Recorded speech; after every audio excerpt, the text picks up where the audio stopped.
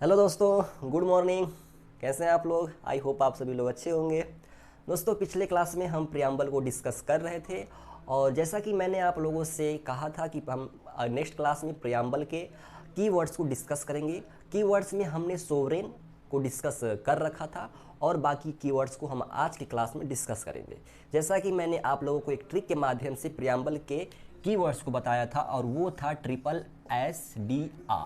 और हमने एस का मतलब सोवरेन, सोवरेन जिसका हिंदी मतलब होता है संप्रभु, संप्रभु। और इस यस का मतलब हमने आपको सोशलिस्ट बताया था, सोशलिस्ट यानी समाजवाद। और इस यस का मतलब सेक्युलर। और डी का मतलब डेमोक्रेटिक। और आर का मतलब रिपब्लिक। मैंने आपको पिछले क्लास में बता रखा था। और संप्रभु यानी सोवरेन को हम डिस्कस कर चुके थे। और आज के क्लास में हम जानेंगे सोशलिस्ट यानी समाजवाद क्या है। तो चलिए हम अपने इस सेशन को समाजवाद के साथ स्टार्ट करते हैं। Socialist, socialist. The term of socialist was added by 42nd Constitutional Amendment Act 1976 यानी कि 42वां संविधान संशोधन 1976 के अंतर्गत सोशलिस्ट टर्म को हमारे प्रियम्बल में जोड़ा गया था। 42nd कॉन्स्टिट्यूशनल अमेंडमेंट एक्ट 1976 42वां संविधान संशोधन के अंतर्गत सोशलिस्ट टर्म को हमारे प्रियम्बल में जोड़ा गया था। ठीक है दोस्तों, अगर हम बात करें कि इसके पहले हमारे संविधान में सोशलिस्ट कंटेंट नहीं था तो ऐसा नहीं है। हमारे संविधान में 42वां संविधान संशोधन के पहले भी सोशलिस्ट कंटेंट था, लेकिन वो किस फॉर्म में था? डीपीएसपी फॉर्म में था। यानी कि जो हमारे संविधान निर्माता थे वो सोशलिस्ट कंटेंट को प्रियम्बल में न जोड़कर डीपीएसपी में जोड़ रखा था, लेकिन बाद में 42वां संविधान संशोधन करके इसे प्रियम्बल में जोड़ दिया गया। ठीक है दोस्तों, अब हम बात करते हैं अपने इंडिया के सोशलिज्म के बारे में। तो इंडियन सोशलिज्म डेमोक्रेटिक सोशलिज्म पर आधारित है। हमारे भारत का जो सोशलिज्म है वो डेमोक्रेटिक है। अब ये डेमोक्रेटिक सोशलिज्म क्या होता है? डेमोक्रेटिक सोशलिज्म, डेमोक्रेटिक सोशलिज्म में जो जितने भी प्राइवेट प्रॉपर्टी है उनका एबोलिशन हो जाता है और नेशनलाइजेशन होता है। नेशनलाइजेशन का मतलब कि वस्तुओं का उत्पादन तथा वितरण। ठीक है दोस्तों, तो ये होता है डेमोक्रेटिक सोशलिज्म। इसमें प्राइवेट प्रॉपर्टी का एबोलिशन होता है। The abolition of private property. जितने भी प्राइवेट प्रॉपर्टी थी जिनके पास आवश्यकता से अधिक धन संपत्ति थी तो वो क्या किया जाता था? उनका अंत कर दिया जाता था। ठीक है दोस्तों, तो ये होता है डेमोक्रेटिक सोशलिज्म।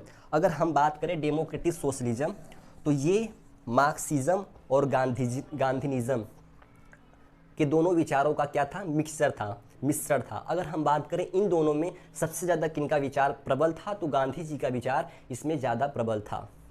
ठीक है दोस्तों, तो ये होता है सोशलिज्म। अगर हम बात करें सोशलिज्म के उद्देश्य, इसका उद्देश्य क्या होता है? तो गरीबी कम करना यानी गरीबी को हटाना, अज्ञानता को दूर करना, बीमारी को दूर करना और असमानता का जो अवसर है उसका भी अंत करना। तो ये होता है सोशलिज्म का उद्देश्य। ये बात किसने कहा था? तो सुप्रीम कोर्ट ने इस बात को कही थी। ठीक है, the aim of socialism, the aim of socialism end to poverty, disease,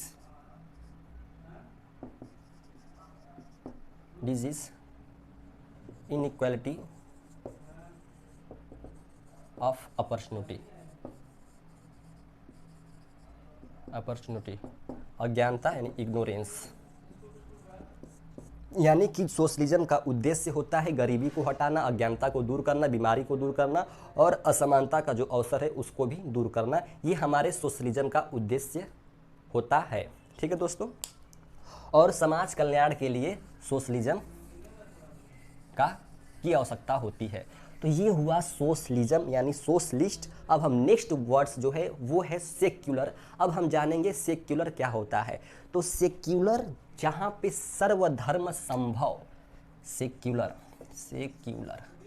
जहाँ पे सर्वधर्म संभव, वहाँ पे क्या होता है, सेक्युलर देखने को मिलता है। अगर आप इसका उदाहरण देखना चाहते हैं दोस्तों, तो वो है हमारा भारत। भारत में सभी धर्म संभव हैं, कोई भेदभाव नहीं होता है। ठीक है दोस्तों, तो ये होता है सेक्युलर। सेक्युलर वर्ड भी हमारे 42वां संविधान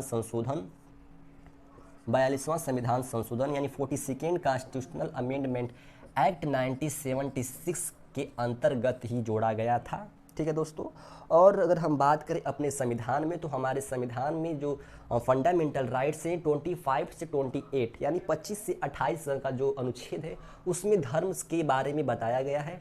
वो इसमें फ्रीडम टू रिलीजन यानी धर्म का अधिकार क्या है, वो आर्टिकल्स में मेंशन्ड है। ठीक है दोस्तों, और हमारे यहाँ मतलब भारत में सभी धर्म को समान स्टेटस प्रोवाइड है, और जो स्टेट है वो उनका समान सपोर्ट करती है, कोई भेदभाव नहीं होता है धर्म के आधार पर। तो ये होता है सेक्युलरिज्म स्टेट। तो अपना इंडिया क्या है, एक सेक्युलरिज्म स्टेट है, सेक्युलरिज्म स्टेट है। ठीक है, और आर्टिकल 25 से 28 ये किसके बारे में बताता है, तो यहाँ फ्रीडम ऑफ रिलीजन, धर्म की स्वतंत्रता। और अपने इंडिया में no discrimination on the basis of religion. अपने यहाँ धर्म के आधार पर कोई भेदभाव नहीं किया जाता है। ठीक है, चाहे आपको सीएम बनना हो, पीएम बनना हो, चाहे कोई और पब्लिक ऑफिस है, आप उसमें आराम से इंटर कर सकते हैं, कोई दिक्कत नहीं। प्राइम मिनिस्टर से प्रेसिडेंट, एवरीथिंग, कुछ भी आप बन सकते हैं। No discrimination on the basis of religion. तो ये होता है सेक्युलरिज्म का मतलब। अब हम देखेंगे डेमोक्रेटिक यानी लोकतंत्र क्या होता है। अगर आप ध्यान दें लोकतंत्र, तो लोक का मतलब होता है लोग, और तंत्र का मतलब होता है सरकार, यानी लोगों की सरकार। ठीक है, अगर पूरे वर्ल्ड में अगर हम बात करें, तो सबसे वर्ल्ड क्लास जो सिस्टम है वो है डेमोक्रेटिक सिस्टम। तो हम देखते हैं डेमोक्रेटिक, जैसा कि आप लोगों को पता है डेमोक्रेटिक टर्म हमारे प्रियम्बल में मेंशन्ड है। अगर हम बात करें ये डेमोक्रेटिक किस सिद्धांत पर आधारित है, तो it is based on doctrine of popular sovereignty. Popular sovereignty क्या होता है, इस बात को हम जान लेंगे। पॉपुलर सोवेरेंटी में जैसे कि इंडिया में क्या होता है कि पीपुल वोट करते हैं अपने रिप्रेजेंटेटिव को, और उनका रिप्रेजेंटेटिव उनके बिहाफ पर क्या करता है, प्रतिनिधित्व करता है उनका। तो ये होता है क्या, अपने यहाँ सोवेरेंटी। अगर हम बात करें पॉपुलर सोवेरेंटी की, तो ये आपको यूएसए, कनाडा और मेक्सिको जैसी कंट्री में देखने को मिलता है।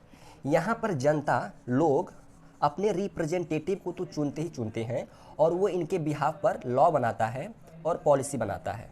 ठीक है, ये इनके बिहाफ पर लॉ बनाता है, पॉलिसी बनाता है, कौन, रिप्रेजेंटेटिव। लेकिन यहाँ पे एक और प्रावधान है कि जो पीपुल हैं ये भी लॉ पे क्या कर सकते हैं, वोट कर सकते हैं, यानी कि ये खुद लॉ पे वोट कर सकते हैं। यानी कि रिप्रेजेंटेटिव तो लॉ बनाएंगे, पॉलिसी बनाएंगे, वो तो ठीक है, ये तो इंडिया में देखने को मिलता है। लेकिन यहाँ पे क्या होता है कि पीपुल खुद उस लॉ पर वोट दे सकते हैं। तो ऐसा सिस्टम अगर किसी कंट्री में देखने को मिलता है, तो वो होता है पॉपुलर सोवेरेनिटी। ठीक है, तो ये हुआ पॉपुलर सोवेरेनिटी। ठीक है, अब हम बात करते हैं डेमोक्रेटिक की। तो डेमोक्रेटिक यानी लोकतंत्र दो प्रकार का होता है, एक होता है डायरेक्ट और एक होता है इनडायरेक्ट, यानी एक होता है प्रत्यक्ष और एक होता है अप्रत्यक्ष। अब हम जानेंगे कि ये डायरेक्ट डेमोक्रेसी क्या होती है, डायरेक्ट डेमोक्रेसी, और एक होता है इनडायरेक्ट डेमोक्रेसी, इनडायरेक्ट डेमोक्रेसी। इसे बोलते हैं हिंदी में प्रत्यक्ष, और इसे हिंदी में बोलते हैं अप्रत्यक्ष।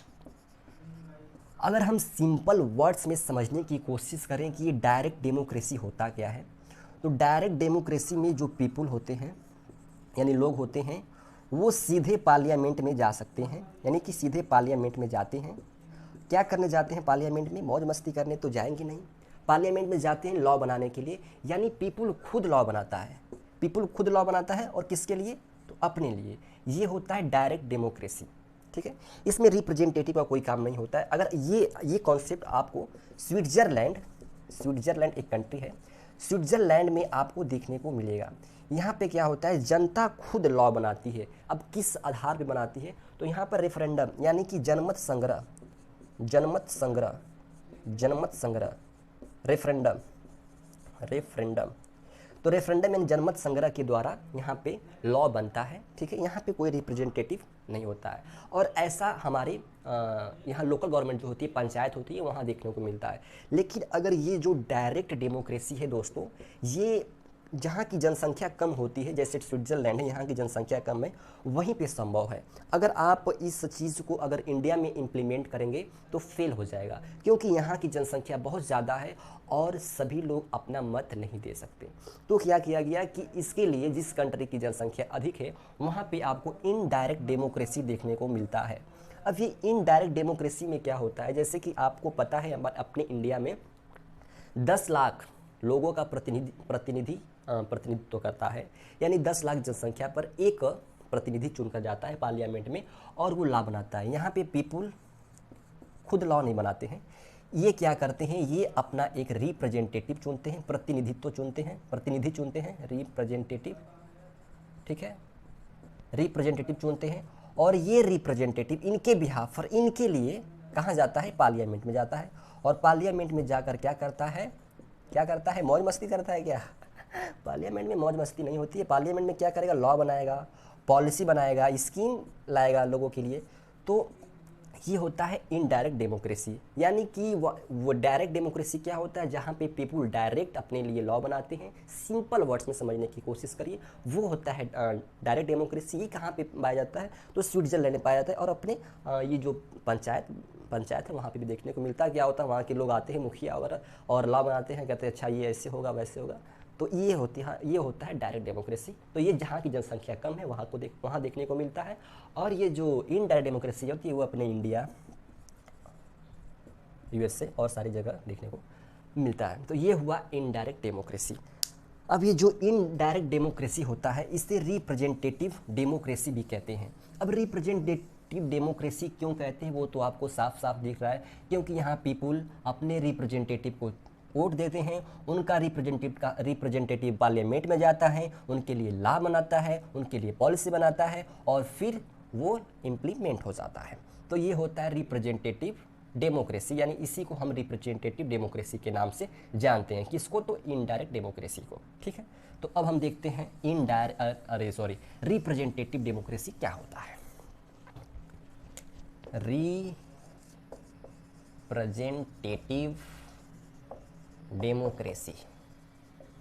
रिप्रेजेंटेटिव डेमोक्रेसी भी दो प्रकार की होती है।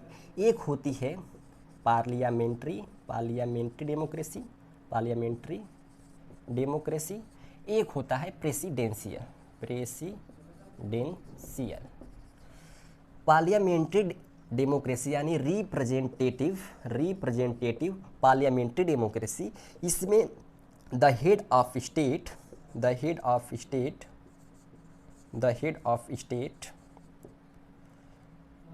प्रेसिडेंट होता है, और the head of government prime minister होता है। यानी जो रियल एग्जीक्यूटिव होता है वो होता है प्राइम मिनिस्टर, रियल एग्जीक्यूटिव, और जो नॉमिनियल एग्जीक्यूटिव होता है वो होता है प्रेसिडेंट, नॉमिनियल एग्जीक्यूटिव, ठीक है। अब हम बात करें प्रेसिडेंशियल डेमोक्रेसी यानी रिप्रेजेंटेटिव प्रेसिडेंशियल डेमोक्रेसी। तो यहाँ पे जो द हेड ऑफ स्टेट कौन होता है, तो वो खुद प्रेसिडेंट होता है। और द हेड ऑफ गवर्नमेंट कौन होता है, तो वो भी प्रेसिडेंट ही होता है, ठीक है।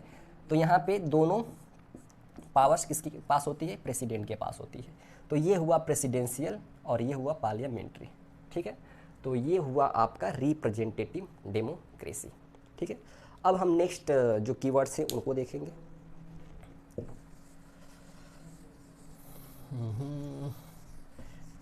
रिपब्लिक, नेक्स्ट कीवर्ड्स हमारा क्या है, रिपब्लिक। अब ये रिपब्लिक क्या होता है, ठीक है। अगर हम बात करें तो एक होता है डेमोक्रेटिक पॉलिटी, डेमोक्रेटिक पॉलिटी। अगर हम इसके हिंदी को देखें तो इसका हिंदी मीनिंग होता है लोकतांत्रिक राज व्यवस्था, लोकतांत्रिक राज व्यवस्था, ठीक है। तो जो लोकतांत्रिक राज व्यवस्था होती है ये होती है दो प्रकार की, एक होता है मोनार्की, मोनार्की, और एक होता है रिपब्लिक यानी कि गणतंत्र राजतंत्र। मोनार्की में क्या होता है, the head of state usually king या क्वीन यानी राजा या रानी, the head of state, the head of state कौन होता है, यूजुअली या तो राजा होगा किंग या तो रानी, रानी नहीं महारानी, ठीक है दोस्तों। तो ये द हेड ऑफ स्टेट कौन होता है, राजा। ये कैसे आते हैं तो हेरिडेटरी पोजीशन पे होते हैं, हेरिडेटरी पोजीशन यानी सक्सेशन यानी कि उत्तराधिकारी। इसमें क्या होता है कि राजा का बेटा ही राजा बनेगा, ठीक है, यहाँ पे ये होता है, ठीक है दोस्तों। ये होता है monarchy, the head of state कौन होता है तो राजा या रानी होता है। अगर हम बात करें रिपब्लिक में तो यहाँ पे the head of state, the head of state representative होता है, रिप्रेजेंटेटिव होता है, रिप्रेजेंटेटिव इलेक्टेड बाय पीपुल। ये क्या होते हैं, लोगों के द्वारा क्या होता है, इलेक्टेड होता है, चुना गया होता है बाय डायरेक्टली या इनडायरेक्टली, डायरेक्टली और इनडायरेक्टली, यानी डायरेक्ट रूप से या इनडायरेक्ट रूप से पीपुल द्वारा रिप्रेजेंटेटिव चुने जाते हैं, और वो क्या होते हैं, हेड ऑफ स्टेट यानी वहाँ के हेड होते हैं। अपने अगर एग्जाम्पल में देखें तो यूएसए है, ठीक है। अगर हम इंडिया की बात करें तो इंडिया में क्या होता है, इनडायरेक्ट रूप से हम अपने द हेड ऑफ स्टेट यानी प्रेसिडेंट को चूज करते हैं, इलेक्ट करते हैं। तो इस यानी कि इसमें क्या होता है कि अब राजा का बेटा राजा नहीं बनेगा, राजा वही बनेगा जिसे जनता चुनेगी। तो यहाँ पे जनता इनडायरेक्टली अपने द हेड ऑफ स्टेट यानी प्रेसिडेंट को चूज करती है। अगर आप एग्जांपल में देख सकते हैं, प्रेसिडेंट को क्या आप वोट देते हो, नहीं देते हो ना। प्रेसिडेंट का जो प्रोसेस इलेक्शन का वो हम आगे के क्लास में डिस्कस करेंगे। उसमें क्या होता है, इनडायरेक्ट रूप से प्रेसिडेंट का इलेक्शन होता है, प्रेसिडेंट बनता है अपने यहाँ पे, ठीक है। तो वो होता है द हेड ऑफ स्टेट। यानी कि आज की क्लास में हमने क्या क्या डिस्कस किया है, तो आज की क्लास में हमने सोशलिस्ट यानी कि समाजवाद, सेक्युलर यानी धर्मनिरपेक्ष, डेमोक्रेटिक यानी लोकतांत्रिक, और रिपब्लिक यानी गणतंत्र, यानी कि जो प्रियम्बल में कीवर्ड्स थे उन्हें तो हम डिस्कस कर चुके हैं। अब नेक्स्ट क्लास में हम स्टार्ट करेंगे अपने आर्टिकल 1 से, और धीरे धीरे हम आर्टिकल 395 तक जाएंगे और सारे पार्ट क्लियर करेंगे। शेड्यूल हमने आप लोगों को पढ़ा रखा है, और जो सारी बेसिक चीज़ें थी वो भी हम इस क्लास में डिस्कस कर चुके हैं। तो दोस्तों, आप लोगों का सपोर्ट प्यार अगर मिलेगा तो ये क्लासेस आपको प्रोवाइड की जाएंगी, और बेहतरीन क्वालिटी के साथ, टेंशन मत लीजिए। तो तब तक के लिए आप अपना ख्याल करें, और छोटों से प्यार, बड़ों का सम्मान। जय हिंद, जय भारत, और हम मिलते हैं नेक्स्ट क्लास में अपने आर्टिकल 1 के साथ। मैं आपका साथी दीपक कुमार यादव।